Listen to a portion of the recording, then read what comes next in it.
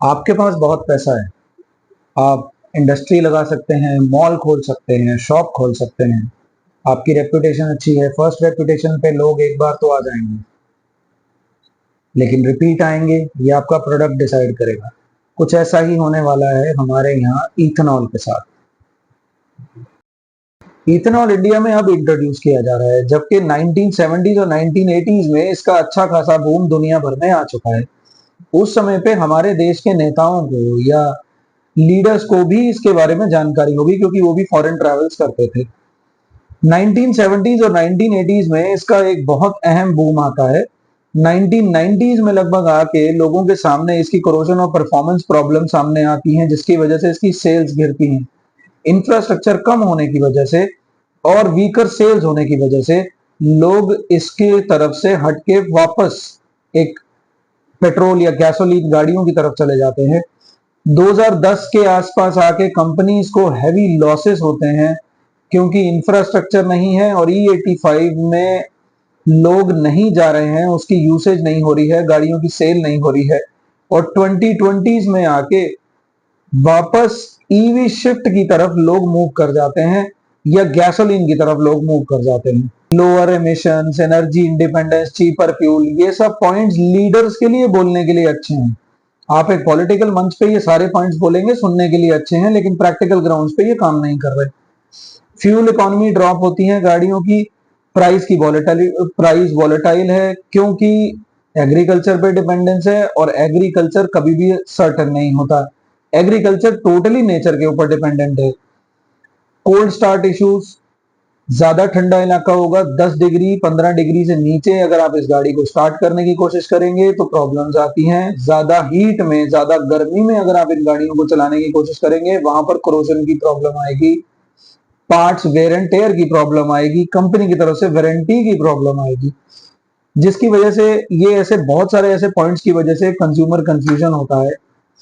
Technical issues अगर हम point करें तो corrosion and engine wear and tear, cold start problems, complex calibration, material degradation, क्योंकि parts जल्दी वेयर एंड टेयर में चले जाते हैं, स्पेयर पार्ट्स की जल्द से जल्द आपको जरूरत पड़ती है फ्रीक्वेंट टाइम के बाद, क्योंकि कोरोजन जल्दी पकड़ लेता है। कंपनीज के हिसाब से वॉक्सवैगन ने, ये सिर्फ ब्राजील में वॉक्सवैगन ने वारंटी कॉस्ट बहुत ज्यादा होने की वजह से उन्होंने नुकसान उठाया। प्रोडक्शन इन एफिशिएंसी की वजह से फिएट को लॉस हुआ, शेवी का मार्केट शेयर डिक्लाइन हुआ और टोयोटा ईवी की जो स्ट्रेटेजी थी वो डीले करनी पड़ी उन्होंने इसकी वजह से, जबकि इसमें किसी भी कंपनी को कोई अच्छा खासा फायदा नहीं हुआ।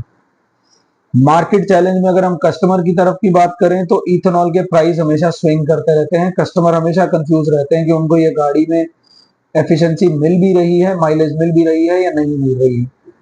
इंफ्रास्ट्रक्चर का स्ट्रेन है। इसका कारण ये भी है कि आप, अगर आपकी सेल ही नहीं है तो आप इंफ्रास्ट्रक्चर बढ़ा के क्या करेंगे, और अगर आप एक साथ साथ उसको बढ़ाएंगे, पैरेलल चलाएंगे तो ही बेहतर रहता है। हमारे यहाँ भी आपने E20 E85 आपने लॉन्च कर दिया, इंफ्रास्ट्रक्चर नहीं है, और अगर आपने इंफ्रास्ट्रक्चर खड़ा कर दिया और सेल्स जैसे कि बाकी दुनिया में डाउन गई है तो ये इंफ्रास्ट्रक्चर के सारे पैसे वेस्ट हो जाएंगे। ये पॉलिसी अनसर्टन है, ये अनसर्टन रहेगी ही। अगर हम थाईलैंड की बात करें, 2000 में E10 इंट्रोड्यूस होता है, 2008 में FFVs यानी फ्लेक्स फ्यूल व्हीकल्स लॉन्च होती हैं, 2010 में पीक एक्सपेंशन होता है E85 का, और 6 महीने के अंदर अंदर लोगों को इसकी प्रॉब्लम सामने आनी शुरू हो जाती हैं और लोग इससे हटना शुरू कर देते हैं। 2020 में आके मार्केट का डिक्लाइन हो जाता है, लोग इथेनॉल वाली गाड़ियों को छोड़ना शुरू कर देते हैं 2020 में। ये थाईलैंड का डेटा, हम 2026 में आ गए।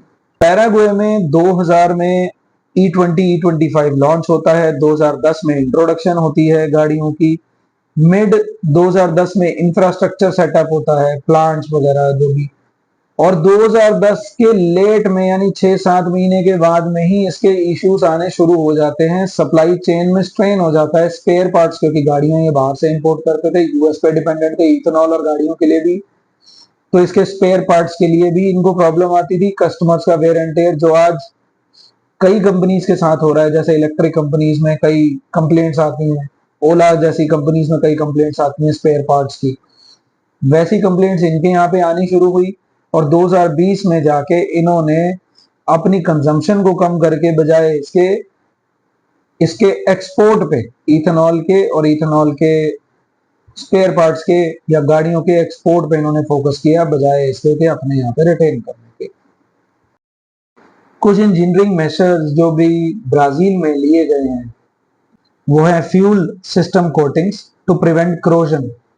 जंग लगने को बचाने के लिए फ्यूल सिस्टम्स के अंदर कोटिंग का इस्तेमाल किया गया।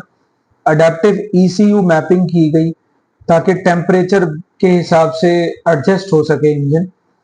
वाटर सेपरेटिंग फिल्टर्स, क्योंकि पानी अंदर जैसे इकट्ठा हो जाता था जिसकी वजह से कोरोजन होती थी, जंग लग जाते थे पार्ट्स के अंदर, गाड़ियों के पार्ट्स के अंदर। और इन शॉर्ट अगर हम कहें तो जो इंजीनियरिंग आपकी गर्म इलाके में काम करेगी इस गाड़ी पे, वो इंजीनियरिंग ठंडे इलाके में काम नहीं करेगी। ऑटो मेकर्स ने लोकल क्लाइमेट्स के हिसाब से गाड़ियों को ट्यून किया। यानी ये समझिए आप कि एक कंपनी को इंडिया जैसे देश में जहां पे क्लाइमेट्स, हर तरह का क्लाइमेट है, हर लोकल क्लाइमेट के हिसाब से गाड़ी को ट्यून करना पड़ेगा। आर&डी में कितना पैसा लगेगा और इसके रनिंग में कितना पैसा लगेगा, ऐसा कोई ऑटोमेकर मुझे नहीं लगता करेगा। लेकिन इसके बाद जो अल्टीमेटली नुकसान होने वाला है वो कंपनीज को तो होगा ही, कंज्यूमर को भी होगा।